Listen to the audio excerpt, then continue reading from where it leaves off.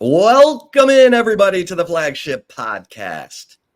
I am Chip Brown of Horns247.com, joined as always by my esteemed colleague, proud Tampa Catholic graduate, and co-author of Take Two, our hot new column on Horns247.com that drops on Tuesday mornings, where we have a little fun in addition to providing some infotainment, as I like to say. So make sure you check out Take Two on Tuesday mornings. Eric, obviously we got a lot to get into. Texas has beaten the University of Michigan in the Big House. It was impressive. It was impressive enough that Texas went up to number 2 in the rankings behind Georgia. But now, Eric, the Longhorns, Quinn Ewers rises to the top of the Heisman Trophy odds according to FanDuel. There's nothing but love and sugar and rat poison in these streets for the Longhorns right now as they prepare to take on the Fighting Jeff Trailers of UTSA, who got pistol whipped last weekend by Texas State, 49-10. It's the worst loss by scoring margin of any game in the 5-year Jeff Trailer era. Eric,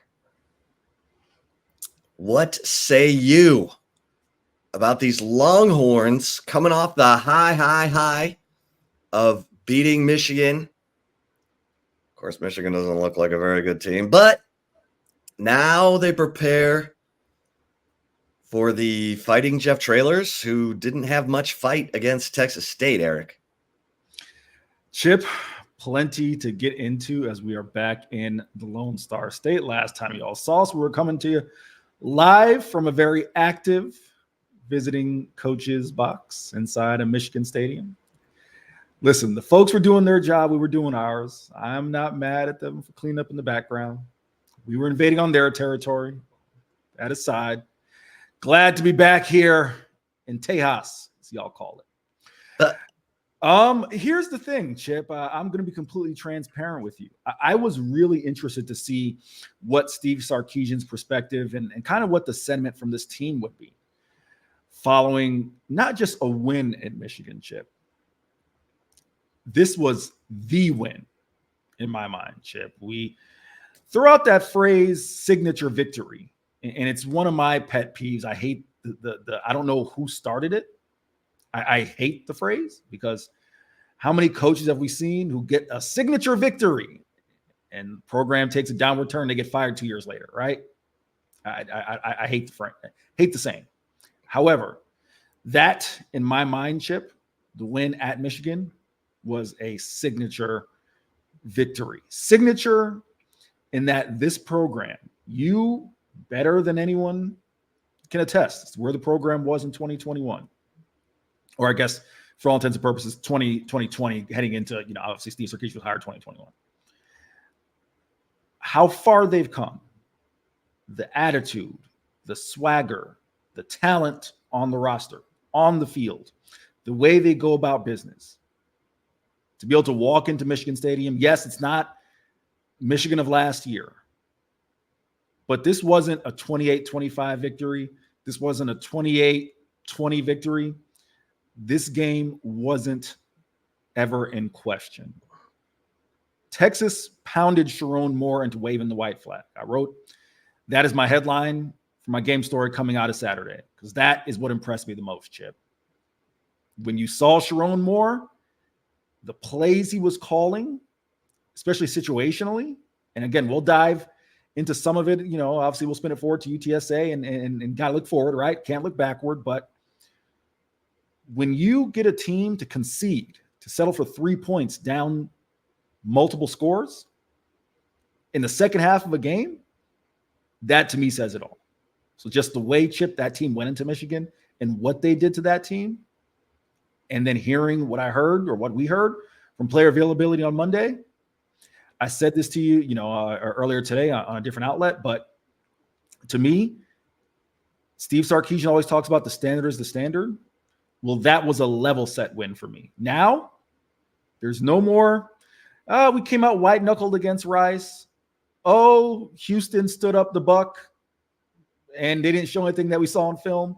Oh, we were coming off of the win over Alabama, and we got to get the communication better against Wyoming. No, those things in my mind, Chip, don't exist anymore. You win the way you did at Michigan, number 2 team in the nation, the bar has been raised. And I'm excited to see how they handle business this week against UTSA. Yeah, I mean that is the end game for Steve Sarkeesian, and he said, "Okay, you showed me that's the new standard, so I better see it every week." But just in case, Eric, he trotted out the footage of Northern Illinois beating Notre Dame in South Bend after Notre Dame goes to College Station and wins what we think is an impressive road game against a team with an incredibly hostile environment, who a lot of pundits felt like A&M was a borderline, top 8 team in the SEC, maybe a dark horse college football playoff contender, and A&M did bounce back against a tomato can this past week.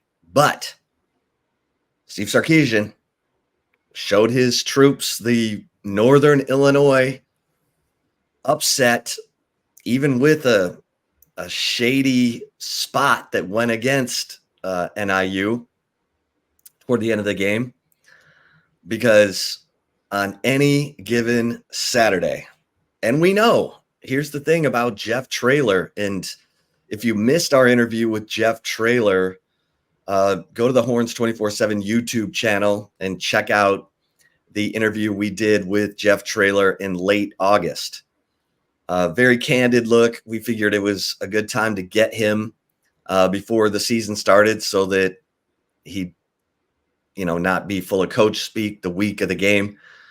But he talked about, Texas and where they are in their program and where UTSA is compared to the team that Traylor brought to Texas in 2022. And Traylor kind of reiterated this in his press conference on Monday, when he sounded like he had no voice left, like he hadn't slept. And he said, this Texas team is the best team this UTSA program will have faced in his 5 years on the job. So lots of sugar from Jeff Traylor to Texas. But Eric, you and I both know Jeff Traylor. This was embarrassing for him. He's going to coach the hell out of his team this week. Now, I don't know who they've got at quarterback. They got issues. Owen McCown, Metzelberger, or whatever his name is, the guy who came in. Eddie Lee Marburger. Eddie Lee Marburger. So you threw me off with that one, Chip. It's I don't know how much fire Traylor can breathe into this team. He sounded kind of, but Traylor, he lays in the weeds. I don't know, Eric. Let's just say Texas is going to see a different UTSA team than the one that gave up 5 big play touchdowns. And this is a defense full of fifth-year guys. What say you? Chip, the loss to Texas State is the worst loss, as you mentioned, the 5 years of Jeff Traylor's tenure. The worst loss since, drumroll, yours truly, was at the Alamo Dome in 2018 when Florida International beat Frank Wilson's UTSA Roadrunners 45-7. I only reference that because that program has come so far since then. Like, and Jeff Traylor. Obviously, I've gotten to him a little bit from my time covering Conference USA. You knew him, when he was at Texas. Prideful guy. I mean, you don't do what he did at Gilmer and not be a super prideful guy, and especially here in the state of Texas. He knows where the Roadrunner program was prior. And are we expecting UTSA come out, beat Texas? No. None of us are going to say that. However, they're not going to lay down. And again, if you know where that program came from, being perennially just doormats of the group of five, Jeff Traylor knows the heights that they've had. And now he's experiencing kind of, quote unquote, some rough waters, right? Losing to and it's not like they lost to a P5 team. They lost to a fellow G5 foe, an in-state G5 foe, and one that, I mean, I'll tell the story on the air. I mean, Chip, it wasn't that long ago, Texas State couldn't pay the power rate bill, right? Like, so, that is going to rile up Jeff Traylor internally. When we start getting to concrete things, what you talked about, Chip, in terms of the quarterback situation, I saw Eddie Lee Marburger when he was backing up Frank Harris. Looked like a promising guy, but again, it's against group of five competition. I think that's indicative of the fact that he didn't win the job. It was Owen McCown, of course, the son of former NFL quarterback Josh McCown, right? Longtime NFL vet, whose son is there at UTSA, and he was the starter. Either way, neither of them were able to. McCown, who played for Traylor at Gilmer. Thanks. I didn't even know that. So thank you, Chip. The combined quarterback play just wasn't there. Chip, I'm going to try to give you some concrete things just on UTSA in terms of on field. This, and we talked about it in our interview with Jeff, is kind of his first time he's really having to turn that program without a Frank Harris. Rashad Wisdom was in the NFL, I believe, with 7-year quarterback Frank Harris. 7-year quarterback, had multiple ACL injuries. Rashad Wisdom, who's with Tampa Bay, right? So let's call it pros that he lost. And at that level, you don't just replace pros, right? Sincere McCormick, who's with Las Vegas.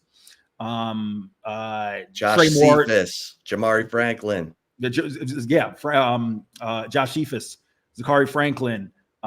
Even some of the guys I mentioned as far as JT Clark and up front with offensive linemen, guys who were all conference performers, but due to injury, just their careers have kind of been derailed. We talked about Trey Moore now at UTSA. The list goes on. I mean, Josiah Toafa. And Oregon took his offensive coordinator, Will Stein.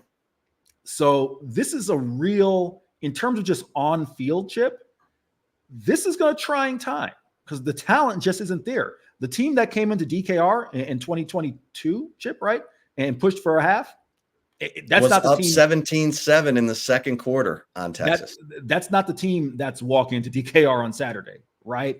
So that to me is going to be interesting. Again, prideful guy, prideful program have been really night and day since he took over. But we're going to see on Saturday a team that's probably going to come out with some fight, but just on paper, Chip, they don't have the guys, and especially at quarterback. Yeah, I mean, this is the ultimate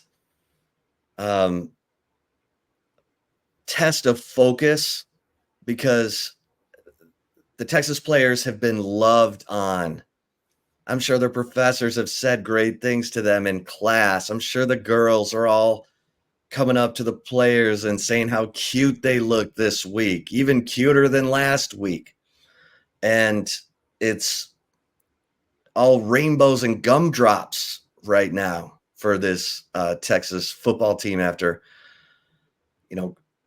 commanding the largest television audience for a college football game this season. Everybody's praising Texas as a legit national title contender. We saw after the Alabama game last year, Eric, a really good veteran Wyoming team. Yeah. That we knew had a really good defense come in to Austin. It was 10-10 in the fourth quarter, but Texas got a pick six from Jaron Thompson. They were able to pull away. Got a long touchdown run from Jonathan Brooks, and they end up winning 31-10. So I want to see Texas put a beat down on UTSA. This should be Quinn Ewers with 4 or 5 touchdown passes at halftime. Yeah. And maybe some of these other receivers, your guy, Matthew Golden is golden. Got 3 touchdown catches. Looks like the ball's finding him really easily. You and I wrote about this in Take 2. People need to check it out because we said, okay, based on 2 games, who's going to be the leading receiver? And my man Silas Bolden can't get a sniff. Only pass he's caught this year is from Arch Manning in garbage time of the Colorado State game. So it's fascinating. Sark's so deep at receiver, but we also said that we'd start to see who's really in the circle of trust at receiver. And the snaps are starting to tell the story. Matt Golden, Isaiah Bond, far and away the two most snaps of any of the receivers on the team. And then it kind of, sprinkles down from there. But this, Georgia, the thing about Georgia, and Georgia had a soft spot last year where they, didn't play up to their potential. I think against Auburn, who just lost to Cal because Hugh Freeze is an idiot and stuck with Peyton Thorne at quarterback. But this is a game where this is a leave no doubter. This is a leave no doubter. You need to beat up on UTSA because UTSA might end up being a good team. It might. But you need to kick them while they're down. You need to put big doubts in their mind like Texas State did. Because Jeff Traylor said, we were hoping our defense could hold on until our offense could figure it out. Defense gave up 5 big play touchdowns. 17, 21 yards, 33 yards, 56 yards. Chunk play touchdowns. The worst. Those are demoralizing. And Texas needs to do the same thing. We know they have the firepower to do it. Let's see how dialed in the offensive line for Texas is after getting some Joe Moore Award, play on their resume. The one thing we knew going into that Texas-Michigan game, Eric, we didn't know how good Michigan's offense would be with one returning starter, all the crap going on with Sharon Moore and Connor Stallions, the deleted text messages, he's working without a contract. We knew the defense was going to be good because of Mason Graham, Kenneth Grant, Josiah Stewart, Rayshon Benny, Will Johnson, and the Texas offensive line was able to impose their will. They were able to run the football. They were able to convert 8 of 10 third downs in the first half. So the Texas offensive line should be feeling good. Cam Williams got to maybe take a Q-tip to those ears so he can hear the cadence a little clearer, something. But yeah, I want to see laser focus, Eric. So, Chip, as far as the UTSA game, and I'll just stretch it out to UL Monroe as well. Twofold. One, Steve Sarkeesian talked about, he used that word preseason, right? And I'm going to give the context again, only because I don't want it to be misconstrued. He wasn't demeaning any of the non-conference opponents. He just was simply saying it's kind of an opportunity for them to further evaluate players who either A, don't have a ton of experience. Look at the running back room, right? They didn't have a ton of experience coming in. Or maybe some guys as far as seeing where their role may fit. That continues on, right? None of us saw Michigan coming the way it did, but guess what? They were able to get some other guys snaps. Valuable playing time in front of 111,000 folks. That continues on. So to your point about this being a game where you want to see Quinn Ewers come out and establish himself, throw a handful of touchdowns in the first half, and the game really be out of reach, it's key this week and next week for that purpose, Chip. I think it can only benefit this team. The more players they can get snaps over the next 2 weeks will only benefit them come SEC play. especially, Chip, you and I both had Kentucky as a possible loss. Well, that ain't looking too good right now. Nevertheless, when you get later on into the SEC play, Chip, what's going to help Texas separate itself from the pack? What's going to help them run the table? And I don't want to get too far ahead of ourselves, right? Long way to go between now and run the table. I'm just saying, what's going to set themselves up for that? It's getting valuable snaps beyond those first 22 or, let's broaden it out, 35, 40 guys, right? And they have an opportunity to do that over the next 2 weeks. So that's the first point I'll make. The second point I'll make is this: an expanded playoff field. We'll do the flip side. If Texas is to lose, so let's say Georgia, and let's say they are, knocking on the door of the college football playoff, and for whatever reason, they don't win the SEC. Games like this, or where you can solidify yourself, is all right. That is, if we're not one of the top four, because we all know where the 4 spots go to your power conference champions. Winning games like this decisively, sorry, got a little tongue-tied. That's how you solidify. All right, well, if we're not one of those top 4, we're the 5th, right? Like if we're not one of those top 4 because we didn't get a conference championship, well, we're the 5th. Again, you don't want to project too far ahead, but you can't monkey around with UTSA and UL Monroe. That's when the folks that can go back and look and say, all right, they didn't beat a Georgia in a conference title game, or hell, Chip, maybe there's some other SEC teams that are looking pretty darn good. So they didn't beat whoever in the conference title game, but they took care of business against all of the other foes, and they've got the Michigan win on the resume. That's the 5th best team in the nation. To me, those things matter, right? So that's another reason why you want to see them come out and take care of business in an impressive fashion. And just lastly, build off this momentum, man. Let's build off this momentum.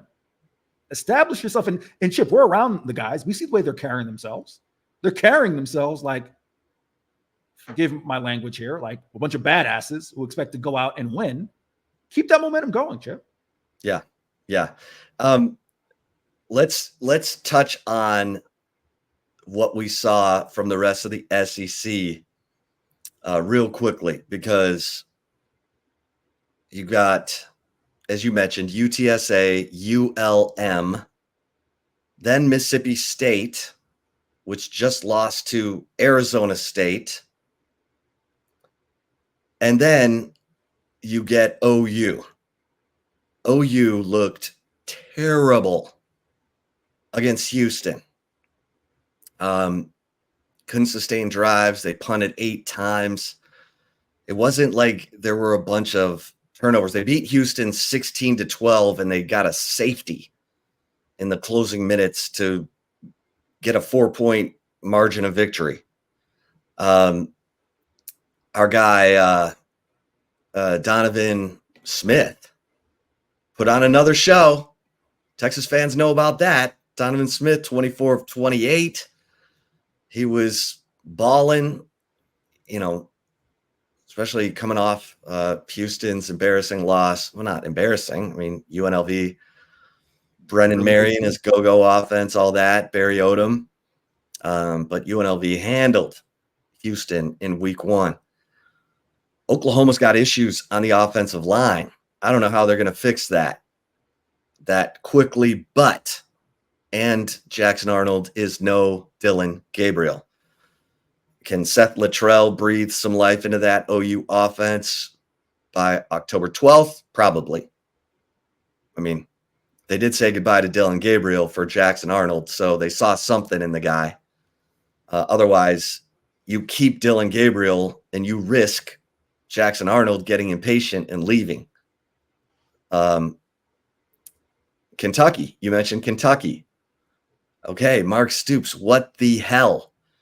You're the home team. South Carolina looked terrible against Old Dominion the week before. Kentucky looking ahead to Georgia this week. Or I think, let's see, when is it's Georgia, right? Yeah. I believe, yeah. So 31-6, you lose at home? And I think you and I feel like Kentucky has a good defense. I don't know. They were not connected, obviously, in that game. So in Tennessee, look fantastic. And it's really the Tennessee defense more so than Nico Iamaleava. Nico threw 2 interceptions in that game, but the Tennessee defense scored a touchdown. They choked NC State, 1.8 yards per carry. Woo, give me the points. Tennessee at OU on September 21st. We'll take the Vols, whatever that line is. So, yeah, if you're Texas, things are kind of opening up for you a little bit. Maybe OU's not. OU's defense is legit. Okay, that much we know. That'll be a good test for Quinn Ewers and the Texas offense, just like the Michigan defense was. But I think Quinn Ewers showed us he can elevate his level of play. He seems impervious to the conditions, the environment. But yeah, I want to see Texas come out. And, you know, it's interesting. I was talking to Rick Neuheisel, who does a morning show on Sirius XM. And he says Steve Sarkeesian and Kirby Smart have built Alabama at their respective schools.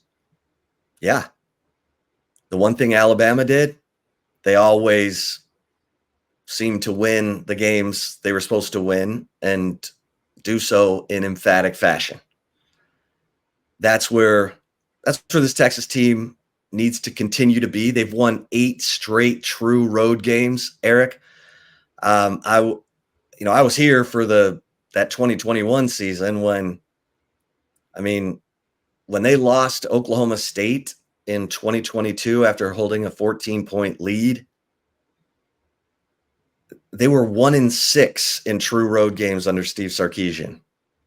Now they've won their last 8, and that includes the win at Kansas State the week after that loss to Oak State in 2022 when Bijan Robinson ran for 200+ yards. But it also includes the win at Alabama last year and now this win against Michigan.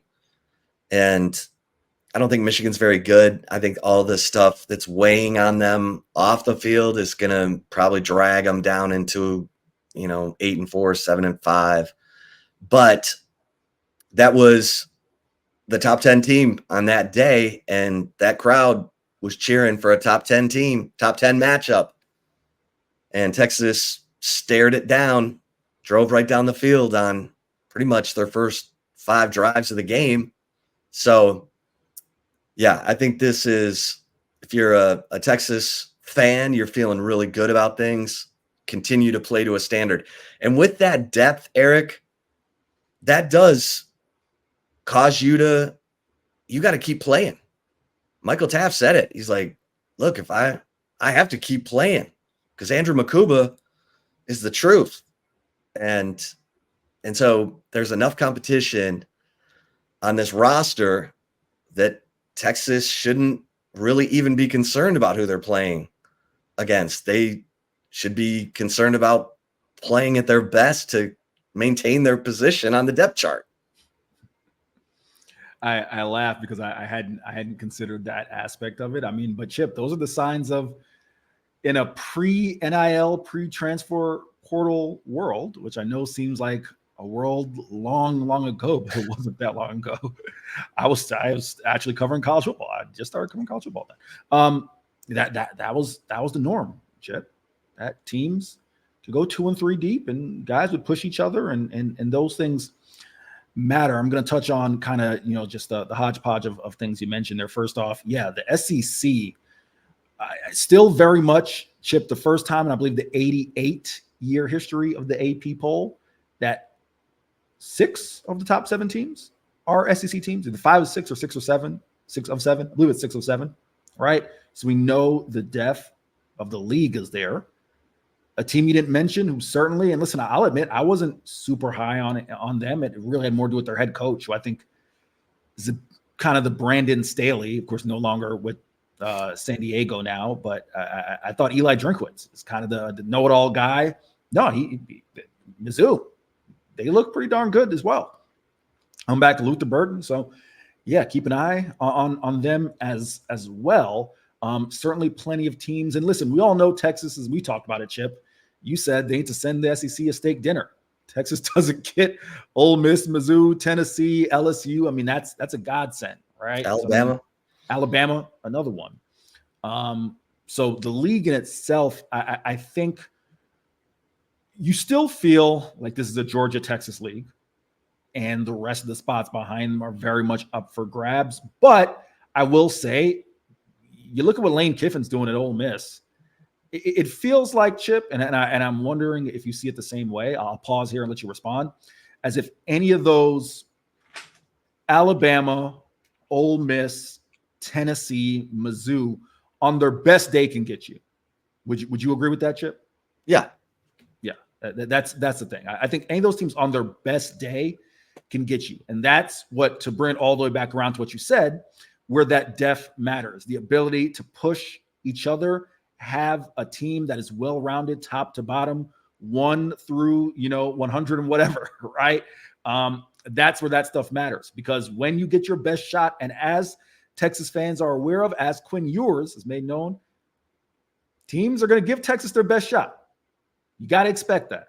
So that's where having that depth matters. It really quick, and this is something that I can already see the narrative changing to, oh, well, that wasn't that good of a Michigan team. They beat. Listen, you go into Chip. Was it 41-3, right? 41-3 in their last 44 games, and they hadn't lost at home in since the COVID year. I am not going to let anyone chip away at that accomplishment. They didn't go in. It's what I started with. They didn't go in and win 28-25. That game was not close. They took the fight to Michigan. They made Michigan wave the white flag. There was no back down. Trey Wisner talked about the sideline courage that Tashard Choice talks about. We won't quite repeat what Trey said. Coach Choice refers to. Don't play soft. Yeah, don't play soft. Don't P word, and it wasn't for powerful. And it's not for powerful. But we saw that when Will Johnson's like, just make sure the guy gets out of bounds. No. Quintravion, because he prefers Quintravion. He confirmed that to us. So Quintravion Wisner took the fight to Will Johnson, Chip.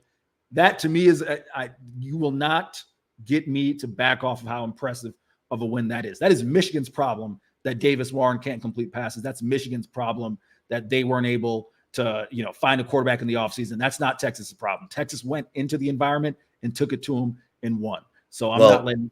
But go ahead, Chip. I want you to weigh in on this because, in 2005, when Texas was playing Oklahoma, and Texas had a 5-game losing streak against the Sooners, Texas was the home team, which meant Oklahoma would go down the tunnel first. And Texas players, Vince Young, prominently, was standing in the doorway with music blaring by Mystical, basically dancing as Oklahoma came out of their locker room and went down the tunnel. Oklahoma players later said, yeah, this is a different Texas team. Then we find out, flash forward to last Saturday in Ann Arbor, Michigan's going down the tunnel to go out first. Go hit their M Club supports you, go blue banner. There's Texas with the door open and Lil Boosie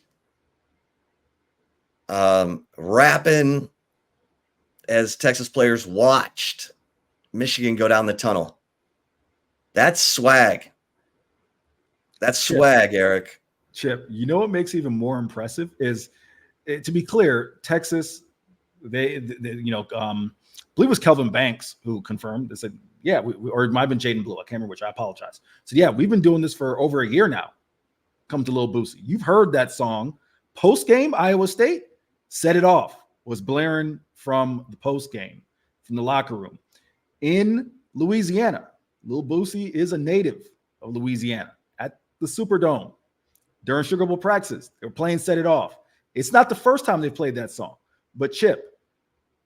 And the video that I believe our guy Josh Pate took that video. It was actually at halftime, believe it or not. Now they do it pregame too, but actually at halftime. Chip, that to me, he sends even more of a message. 60 minutes. 60 minutes. You think we're backing off? Look at us right here. We're not done. 60 minutes. Chip, that to me, and I'm going to write about it in my 4 downs column. You would know better than I in terms of the 2005 team and the swag and the confidence and whatnot. But I'll admit, as an outsider, someone not from Texas, didn't go to UT, I viewed Texas, Chip, and that's why I asked you the question. I appreciate the background you gave me on Monday, as kind of that buttoned up, and maybe it was the Mac Brown that gave off that facade from the outside. The buttoned up team, like a Notre Dame, like a Michigan, like an Ohio State. We just run out there and play football. So that's why I was so kind of struck by the image of Sark there with his trademark sunglasses on. Not fully bopping his head, but he was there. He was in the moment. You saw Baron Sorrell right up there in the boombox, letting you know, Chip, that is confidence. That is swagger. That is, we're going to go kick your butt. 60 minutes. Like that. I maybe just because I am a Floridian who is shaped by the Miami Hurricane teams of the early 2000s. I love everything about that because that Chip is, we're not running from the expectations. We're not running from the number 2 ranking. We are that good. We are coming here to set it off. That to me it speaks volumes in my mind. Yeah. That's what you want. That's what you want. You want a team that, believes in each other so much. They don't have the, teams don't do that if they have holes, if they have a nagging concern, if they have a weakness that other teams can exploit and they're concerned the other team can exploit it. This is a team that's really connected, and defensively we're seeing that connectivity lead to improvement, both up front and in the back end of that defense. Eric, let me ask you this, and we'll weave our way towards some take it or leave it. But what impressed you most about the Texas win over Michigan? Was there anything that that stood out from, this is good for the long-term health of the Longhorns? Chip, I wrote about it after the game. It's still, I can't make enough of it, and I'm surprised other people aren't making enough of it. They seem simple. They seem mundane. Chip, this team had to answer a question. Replacing Tavondre Sweat and Byron Murphy. They had to answer a question as to what, and we talked about it a ton. What would the run defense look like? And I'm not even talking about yardage. I'm talking about situational football. We talked a lot about Texas's struggles in the red zone and in short yardage offensively, but defensively, Chip, you didn't have to ask whether, Chip, no team would have lined up and run on 3rd down last year against Texas. 3rd and short. No one's doing that. Michigan did it twice. Michigan did it once in the first half inside of Texas territory, inside, I believe it was the 19-yard line. Stuff cold. They ran a little Alex Orji QB power. No, get that mess out of here. They came back and did it again, 3rd quarter, up, I believe it was either 23-3 or 26-3. Michigan comes in. They're in Texas territory, not quite in the red zone. 3rd and 4, and your play calls that Alex Orji QB power. Let's try it again. Let's test them. Let's test Vernon Broughton. Let's test Bill Norton, AC. No, get that out of here. Stuffed. I can't overemphasize that enough because that's a tone setter. That's an attitude setter that, we might not have our big guys anymore, but no, the standard has been set. So that stood out to me a ton because Chip, I don't think, listen, if this Texas team is the same level of run defense as last year, they're going to win a national championship. I'm just going to say that right now. I don't expect them to be that. But if they set a standard that, yeah, line up and play physical football, we're going to stuff you situationally when it matters, I love that. And that's why that stood out to me a ton, Chip. So I don't want to make a mountain out of a molehill, but we're not talking about doing it against UL Monroe. We're not talking about doing it against Colorado State. You're talking about doing it with 111,000 people in the stands and everyone in the stadium knowing what the call is. That impressed me. I'm sorry. Yeah. I agree. And I said going into this game, Quinn Ewers was going to have to show us that he's elevated his game as a third-year starter, that he'd probably have to do more. He'd probably have to be better against Michigan and that defensive line than he was against Alabama. And he did it. He elevated it. The players talked about it on Monday. It's 3rd and 13, and Quinn Ewers finds Isaiah Bond for 33 yards. And all the players said, oh, we took a breath, because the place was coming apart sound-wise. And we know Cam Williams, the right tackle, was struggling to hear, when the snap was going, a couple of false starts on that opening drive. And Quinn Ewers was sliding, stepping up in the pocket, doing what he needed to do to extend his life to find open receivers. And, Steve Sarkeesian talked about it. How many times did he go through his first, second, third read and make the right throw? And so you've got a quarterback who can hold up against the best defenses in college football. And so that's huge.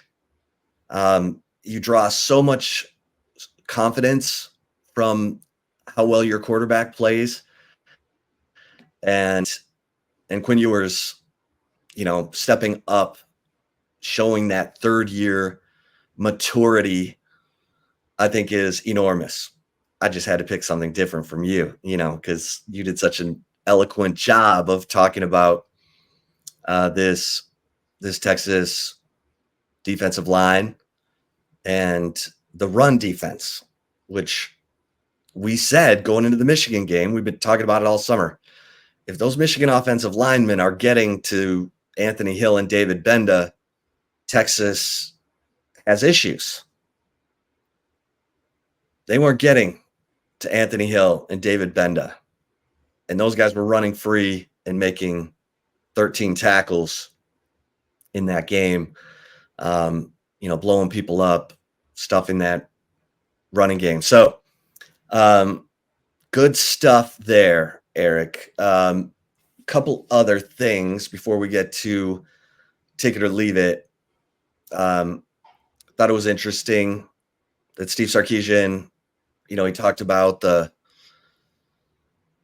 his falling in love with the speed receiver started with John Ross, who he helped recruit to Washington, but never got to coach at Washington because he took the USC job. And so he doesn't go for the 6'5" receivers and the, 6'4" guys. It's the speed guys. And man, he's collecting them because they're as deep as it gets, that receiver position.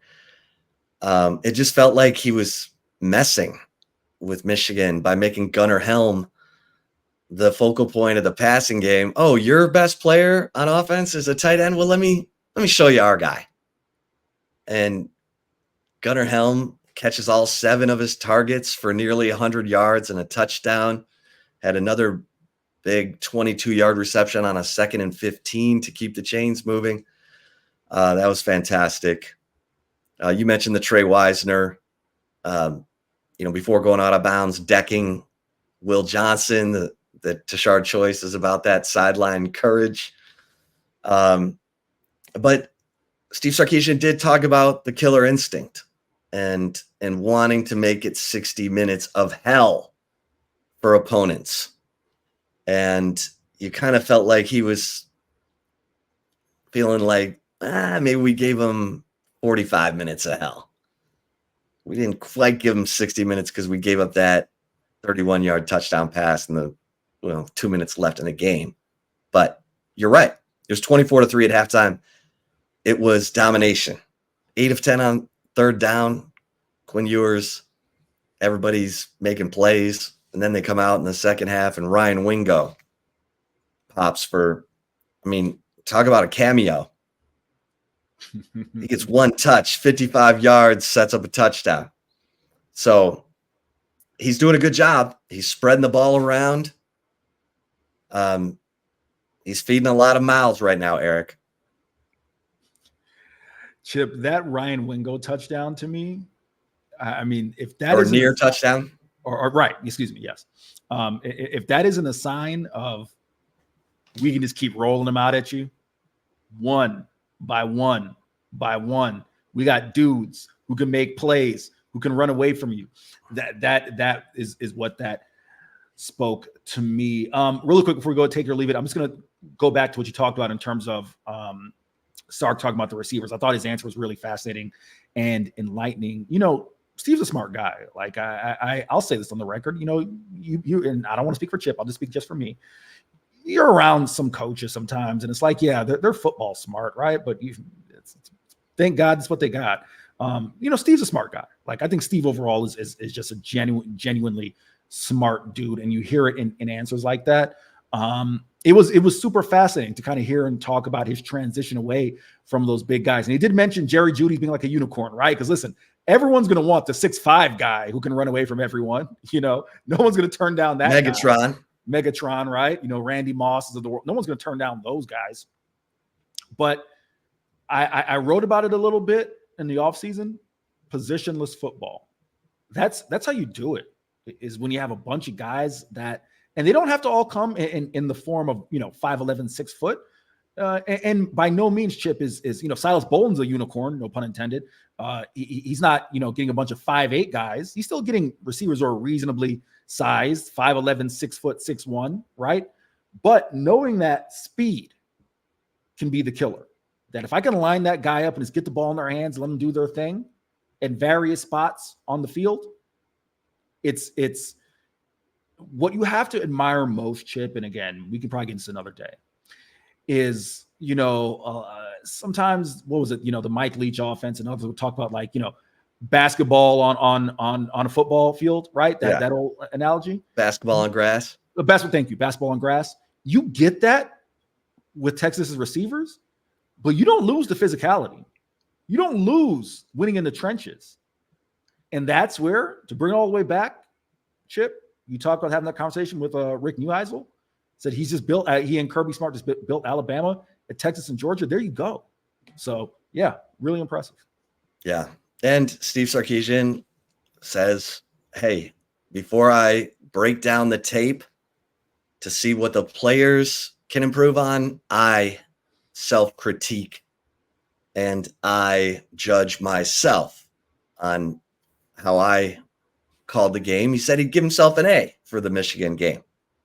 Yeah, I think he's right on point. 8 of 10, third down, 24-3 at halftime.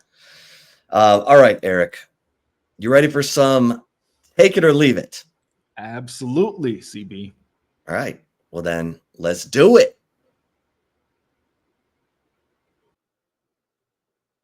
If you're watching us on the Horns247 YouTube channel, we will roll on. All right, Eric. It's time for some take it or leave it. Do you want to say how we did last week before we plunge into this week's? Absolutely. For those of you may have forgotten, the 3 questions last week were: Texas would rush for over 100 yards against Michigan's defense. Quinn Ewers would throw for 200 yards and 2 TDs over both of those. And the total score, the line coming in was 43.5. That it would be under. Here's how we did. I took Texas rushing over 100 yards. That is a win for me. That is a loss for Chip Brown because he left it. Take it or leave it, number 2, as far as Quinn Ewers throwing for 200 yards and 2 TDs. Chip did some weird hedge where he took and left, where he said that Quinn would throw for over 200 yards, but didn't take the 2 TDs. So I guess that's a half a win for Chip there. I took, and I was rewarded. And both of us took the under 43.5. So that is 2 wins, or actually 3 wins for me, and a win and a half for Chip Brown. Well done. Well done. All right. Well, let's see how hot you are this week. What you got for me, Chip? After Saturday's win at Michigan, Texas should be the number 1 team in the rankings. Take it or leave it. So just to be clear, you're saying that they should have been number 1 entering this week? Yes. All right. So of course we can't score that one, but no, I'm leaving that, Chip. I actually am going to write about that in my 4 downs, but and we touched on it in take 2. It's the old Ric Flair saying, to be the man, you got to beat the man. And unless Georgia has the type of outing that, say, an Alabama had against USF, they were pushed for 3.5 quarters. Georgia's done nothing to relinquish that number 1 ranking in my mind. So I am leaving that. I agree. Texas fans who are saying Texas should be number 1. You don't want that. Remember, last time Texas won a national championship, they went in as number 2. USC had all that, everybody throwing the sugar their way. Texas got to get all fired up about it, went out there and shocked the world. So, yeah, I agree. I'm leaving this, Eric. Take it or leave it, number 2. Vern Broughton is the MVP of Texas's defense through 2 contests. Take it or leave it, Chip.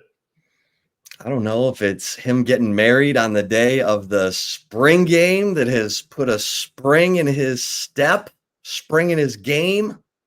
See what I did there? But I'm going to take this. Vernon Broughton. Oh, it's already been Broughton. This dude is on a mission. Contract year, 5th-year senior. He's getting it done against the run. He's showing up in the pass rush. Big number 45.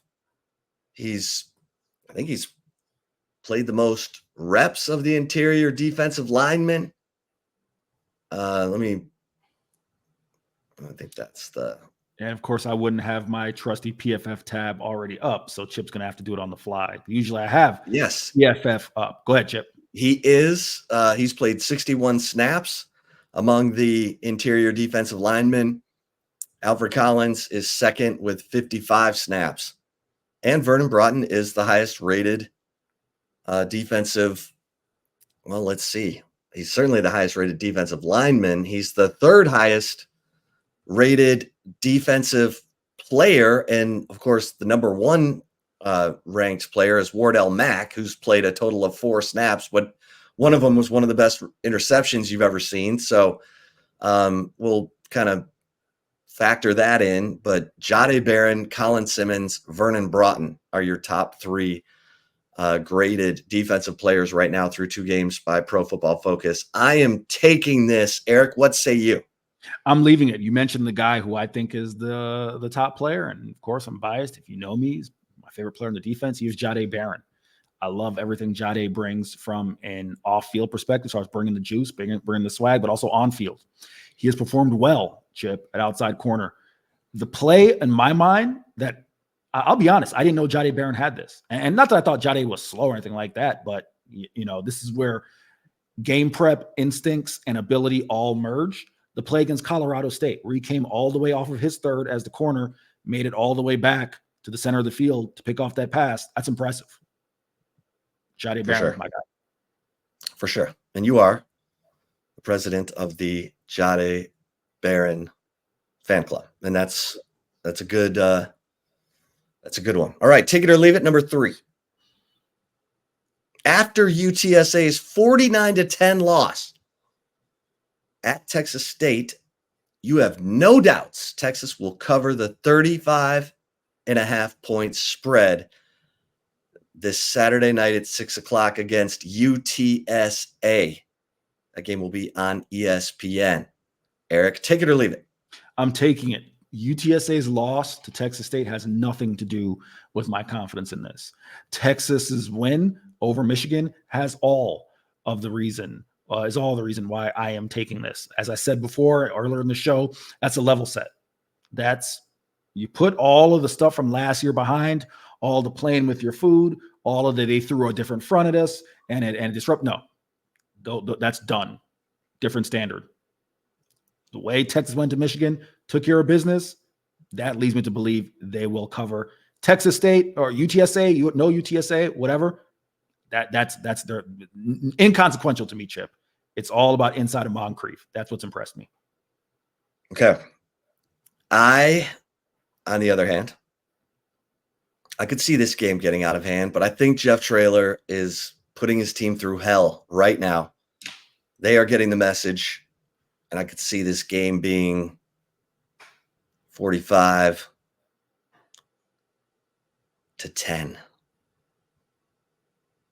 That would be 35 points, just like we came in under the 43.5 last week.